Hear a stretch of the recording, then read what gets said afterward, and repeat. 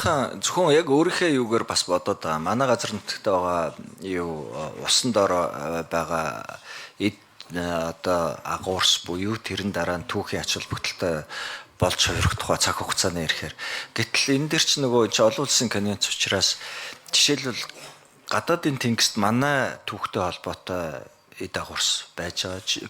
Кюшүү арал дээр л гэхэд юу том юу музейд яваад ороход орон нутгийнх нь музейд яваад ороход ер нь маш том юу далайн усан онгоцны зангуу байдаг. Тэгээ тэн дээр бол яах аргагүй доор нь Монголын одоо юутай гүрний усан цэргийн флотын зангуу гэдээ бүр бичгтэйгээ байж байгаа. Тэр нь Юан их гүрний үед явуулж исэн флотын одоо үлдсэн тэр зангууг дээшээ гаргаад тавьсан. Тэр нь ингээд түүхэн эд баримт болоод үлдсэн байж ах жишээтэй. Тэгэхээр нөгөө нэгэн цагт эн чинь бас дундад зууны үед Монгол улс зөвхөн энэ газар нутгаараа биш өөр газар манай түүхэн олон баримтууд хадгалагдж байдаг. Одоо Иран, ойрхот орнуудыг яриад үзэх юм бол тэнд нуур, далайн, тэнгисийн юу ёроолд манай түүхтэй холбоотой бас баримтууд байж байгааг үгүйсэхгүй. Тэр хуулийн